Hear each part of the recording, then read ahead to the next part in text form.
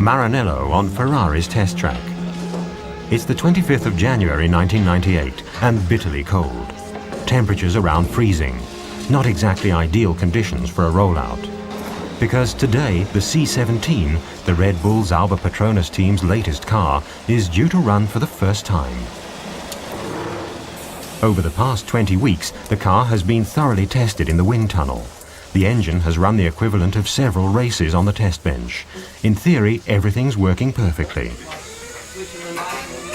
But the technicians are also keen to see if the systems work together well on the track, whether the calculated performances can be achieved. There are dozens of sensors hidden in the car, registering every detail. The measured data are radioed to the engineers' computers, where they're analysed.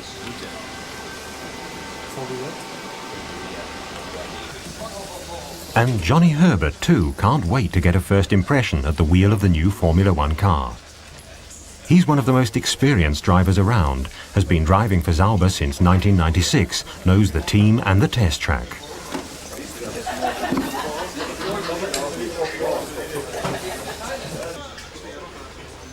The C17 has been totally revised. Hardly a single part has been taken over from last season. As a result of the new technical regulations, this year's cars are 10% narrower and have different tyres. The Formula One drivers will have to get used to a difference in handling. Once the final preparations have been made on the car, everything's ready for the rollout. The power starts to surge from the 10 cylinders, and the C17, with its 750 horsepower Sauber Petronas engine, roars out onto the 3-kilometre-long track.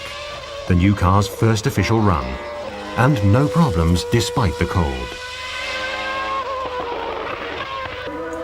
For 3 full days, the car's put through a wide range of function tests. Teething troubles are eliminated, and Johnny Herbert gets his first experience of driving the new C17. Team principal Peter Sauber is at the track constantly observing the cars.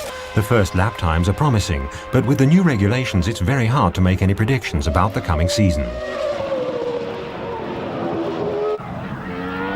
The new groove tyres have substantially less grip.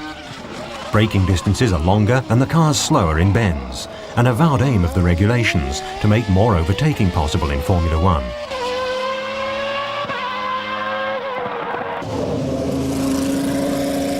But after the first few laps with the new C17, Johnny Herbert has his doubts. Again, Formula One is very difficult because you have many different manufacturers, and there's always going to be a better manufacturer than the next one, and then there's always going to be the best, the second best, the third best team or chassis.